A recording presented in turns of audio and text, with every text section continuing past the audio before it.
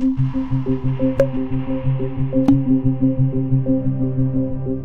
I'm Noga Levy-Rapoport. I'm a 19-year-old climate justice activist, student, campaigner, volunteer, and organiser. Well, it's a complicated one, but it's one we can reframe.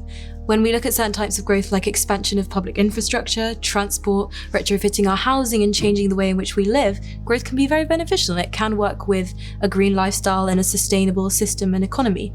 But when we just look at growth and perpetuation of wealth and an ever-expanding economy, then we're just not going to make it work together. And so we have to really get into the nitty-gritty of what does sustainability look like in our daily lives, how does that fit into the system under which we live, and what economic and social restraints does our current system bring that we have to transform if we want to live sustainably as a society.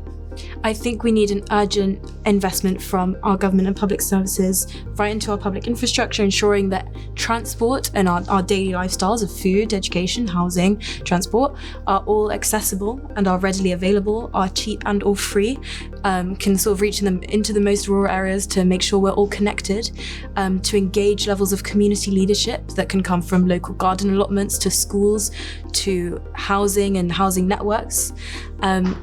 And that comes from our central government leadership that can regulate those companies who work against those ideas and those visions for our sustainable and just future. And it comes from us as citizens engaging with our own moral responsibility to place that pressure on the government to ensure that it acts on those commitments and ensure that we see real, genuine climate action and mitigation that does fundamentally transform key aspects of our society.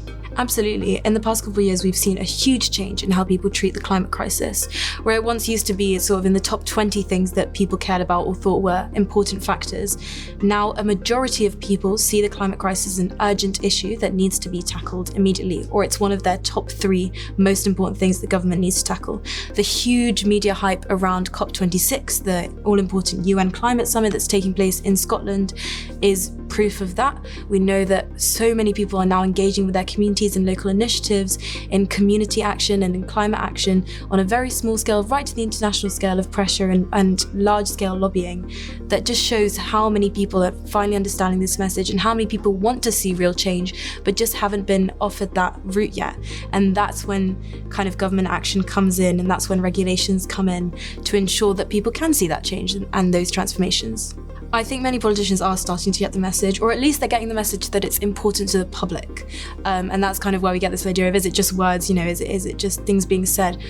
My biggest concern at this moment is our government, whilst we're seeing much more serious promises from politicians that aren't in power, such as that kind of £28 billion promise from Labour today, what we're not yet seeing from this government is climate action, and that's kind of where we need to prioritise. We don't have another election cycle for a while, so we need to make sure that all the pressure is on that central government leadership right now. Hopefully that can come from those other politicians. Hopefully that pressure from Rachel Reeves will mean that our Chancellor and the Prime Minister will keep upping the ante, not just with words, as you said, but with real action. And so we can see that genuine change in people's lives, and hopefully we can start to mitigate some of the genuine disastrous consequences that we're seeing already unfold around us. Well, not to be too fawning, but I genuinely really enjoyed it. I think these are really important discussions. We do come from a lot of different backgrounds with different opinions and different ideas of what works in society and what doesn't, and it's important that we all come to be informed about that. And there was such a huge audience tonight, and I enjoyed that so much, that people care so much and want to be even more informed, whether they're already active within the environmental movement or not. And I think we have to marry those different ideas and perspectives and not necessarily find a compromise, because not every compromise will work when we're faced with such abject disaster, but to move together towards a solution to ensure that everyone's all in to deal with the climate crisis. And I think the festival has been such a welcoming space for those different ideas and perspectives, and it's been really, really nice to be a part of that.